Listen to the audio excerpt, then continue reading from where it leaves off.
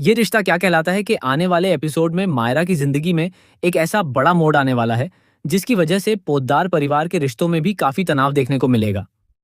दरअसल मायरा के ऊपर एक ऐसा आरोप लगा दिया जाता है जिसका उसने कोई गुनाह नहीं किया है। दमानी परिवार को लगता है कि उनके बेटे कबीर के गायब होने के पीछे मायरा का हाथ है।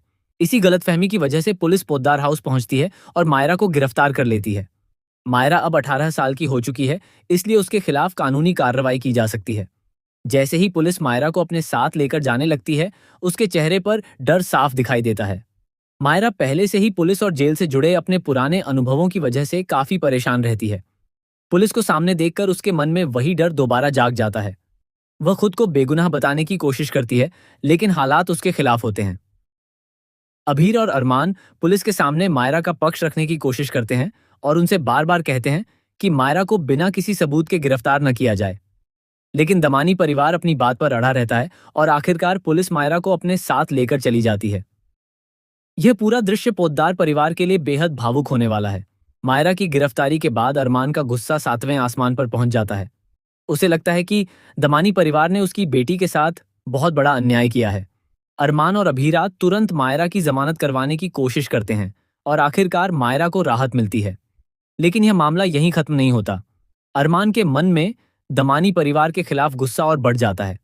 वह मानता है कि उसकी बेटी को बिना किसी गलती के इतना बड़ा दर्द झेलना पड़ा है और इसके लिए जिम्मेदार लोगों को जवाब देना ही होगा।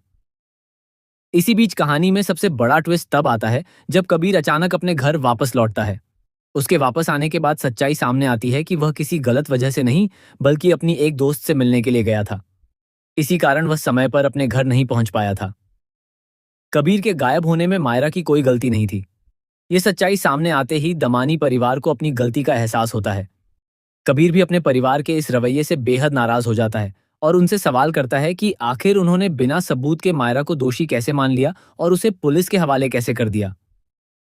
राघव दमानी को भी अपनी गलती का एहसास होता है। उसे समझ आता है कि जल्दबाजी में लिए गए फैसले की वजह से एक बेगुनाह लड़की को बहुत कुछ सहना पड़ा। इसके बाद दमानी परिवार पोद्दार परिवार के घर पहुंचकर माफी मांगने की कोशिश करता है, लेकिन अरमान का गुस्सा अभी शांत नहीं हुआ है। उसके लिए यह सिर्फ एक छोटी सी गलती नहीं है, बल्कि उसकी बेटी के साथ हुआ बहुत बड़ा अन्याय है। मायरा पहले ही कई भावनात्मक परेशानियों से गुजर चुकी है और अब पुलिस की गिरफ्तारी ने उसके पुराने डर को फिर से जगा दिया है। अभीरा जरूर हालात को समझते हुए दमानी परिवार को माफ करने के बारे में सोचती है, लेकिन अरमान इसके लिए तैयार नहीं होता। वह अपनी बेटी को लेकर बेहद भावुक है और उसे लगता है कि अगर उसने अभी दमानी परिवार को माफ कर दिया तो आगे भी कोई उसकी बेटी को आसानी से निशाना बना सकता है। इसी गुस्से में अरमान बिना अभीरा को बताए राघव दमानी का सामना करने निकल जाता है। रास्ते में दोनों के बीच तीखी बहस और टकराव देखने को मिलता है। अरमान अपना गुस्सा काबू नहीं कर पाता और राघव को उसके किए की कीमत समझाने की कोशिश करता है। अरमान का यह कदम आगे चलकर उसके लिए भी बड़ी परेशानी खड़ी कर सकता है। वहीं दूसरी तरफ कबीर को मायरा की हालत देखकर बहुत बुरा लगता है। उसे एहसास होता है कि उसके परिवार की गलतफहमी की वजह से मायरा को कितनी परेशानी झेलनी पड़ी। कबीर मायरा से अपने परिवार की ओर से माफी मांगता है और उसे समझाने की कोशिश करता है कि उसकी तरफ से मायरा को कभी कोई परेशानी नहीं होगी। मायरा शुरुआत में काफी उदास रहती है, लेकिन कबीर लगातार उसे खुश करने और उसका ध्यान दूसरी तरफ लगाने की कोशिश करता है। धीरे धीरे दोनों के बीच एक अच्छी दोस्ती हो जाती है। लेकिन जैसे ही अरमान को कबीर और मायरा की बढ़ती दोस्ती के बारे में पता चलता है, वह मायरा से नाराज हो जाता है। अरमान उसे समझाता है कि कबीर का परिवार उनके परिवार के साथ दुश्मनी रखता है और ऐसे परिवार के लड़के से दोस्ती करना ठीक नहीं है।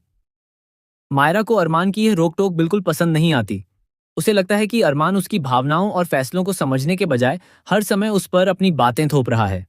धीरे धीरे मायरा अपने माता पिता से भी अपनी बातें छिपाने लगती है।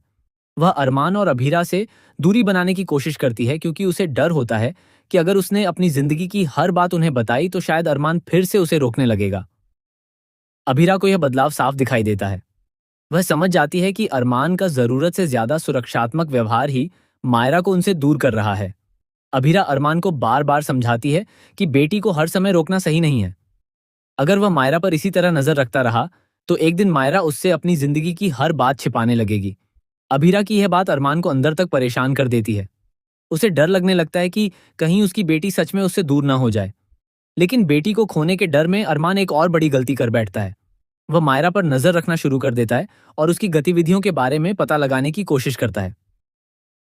जब मायरा को इस बात का एहसास होगा तब उसके और अरमान के रिश्ते में एक और बड़ा तनाव पैदा हो सकता है। अब कहानी में सबसे बड़ा सवाल यही है कि क्या मायरा अपने ही पिता से दूर हो जाएगी? क्या कबीर और मायरा की दोस्ती अरमान के लिए नई परेशानी बनेगी? क्या अरमान अपनी गलती समझकर मायरा को उसकी आज़ादी देगा या फिर उसकी ज्यादा चिंता दोनों के बीच दूरियां और बढ़ा देगी? वहीं क्या दमानी परिवार की माफी के बाद दोनों परिवारों के बीच रिश्ते सुधर पाएंगे? आने वाले एपिसोड में इन सभी सवालों के जवाब मिलेंगे और मायरा की जिंदगी में एक ऐसा मोड़ आएगा जो पोद्दार परिवार के रिश्तों को पूरी तरह बदल सकता है।